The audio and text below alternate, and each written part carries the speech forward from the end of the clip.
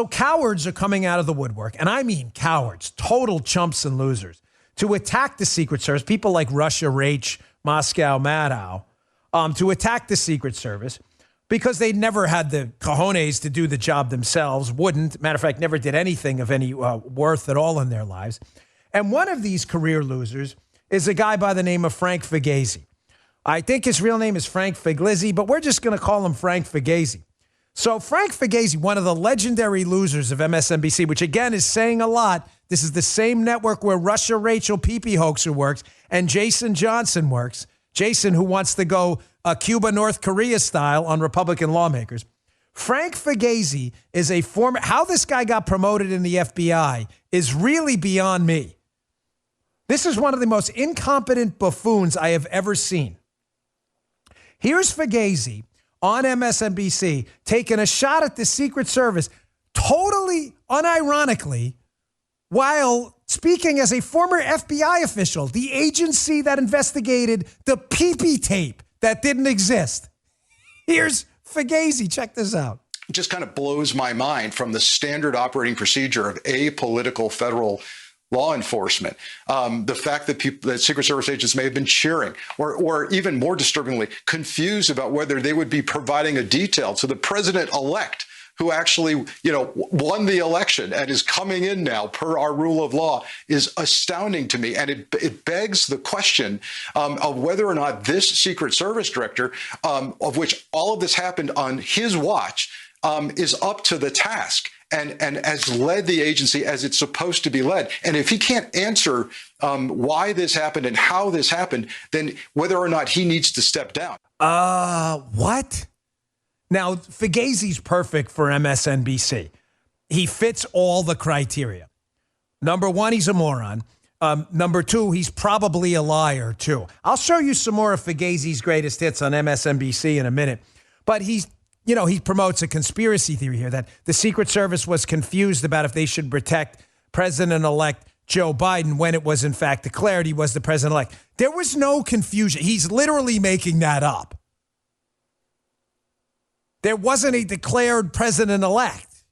Joe Biden never lost his Secret Service detail. There was no confusion. He's just making that story up. Maybe he's not making it. Maybe he heard it from someone. I'm not sure. Let me not nail the guy total. Maybe he heard it from another idiot and just put it on the air. There was no confusion. Of course there was confusion about who would be the president because the election results hadn't been declared final yet. Joe Biden had a Secret Service detail. I don't know what he's talking about. And people I know are confused too. But one thing he said, which is disgraceful, is supposed to be an apolitical agency. They are an apolitical agency. You're allowed to go out in public with a MAGA hat on because you're in the Secret Service. Oh, yeah, but Figliuzzi, he worked for the FBI. Remember the FBI? Yeah, the people who sent the text, Stroke, Page, and all that about smelly Walmart people, dumb Trump voter. Remember that? That's Figliuzzi's people. Yeah, he leaves that out. Here's Figliuzzi. This was an old one. Here's another gem from Frank Figliuzzi, where he basically thinks 74 million Trump voters are all insurrectionists who should really, you guys are really trouble. Check that, 74 million, basically half the voting population of the country. We're all a bunch of crazy insurrectionists. Same guy, Figliuzzi. Check this out. But it's an ongoing threat because it's not going to go away simply when this president disappears. We are facing the possibility, Ali, of a permanent insurgency when 74 million people say, I'm voting for that guy. I'm loyal to that guy.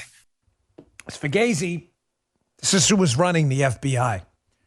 74 million crazed lunatics out there. All of us, the smellies. Smellies.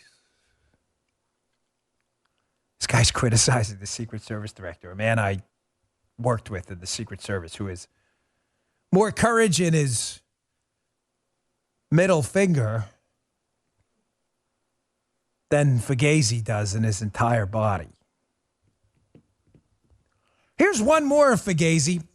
Figliuzzi's a numerologist, apparently, too, where he invents another MSNBC kind of Russell Rachel insane conspiracy theory that on August 8th, Trump was sending a signal from the White House to the white supremacist. This is not a joke. This is real. This guy was an executive in the FBI. Here's Figliuzzi with this gem about Trump's secret bat signal to the white supremacists. Check this out. We have to understand the adversary and the threat we're dealing with. And if we don't understand how they think, we'll never understand how to counter them. So it's the little things and language and messaging that matters. The president said that we will fly our flags at half-mast until August 8th. That's 8/8.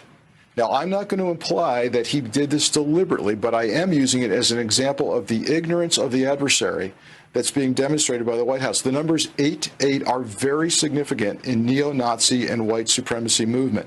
Why? Because the letter H is the 8th letter of the alphabet. And to them, the numbers 8/8 together stand for Heil Hitler. So we're going to be raising the flag back up at dusk on 8/8. No one's thinking about this. Guy doesn't laugh at anything during the show. He's about as sober a human being as I've ever met. He's sitting here like watching this. Is that the first time you heard? Did you listen to it when they cut it? What? Figliuzzi, the reason, quote, no one's talking about it is because you're the only insane person talking about it. That's the craziest thing I've ever heard. This is Frank Figliuzzi, critic of the Secret Service. Yes, that's right. That's right. Remember the CPAC stage? It's an opal rune. It's a quiet bat signal to Nazis. Stupid. These people are so stupid. Why is no one talking about this? Because you're an idiot. That's why. You're the only idiot who actually said 8/8 stands for hell. Yes, that's what Trump was doing. Definitely. Totally coordinated. Oh my gosh, I can't take the stupid anymore. Hold on.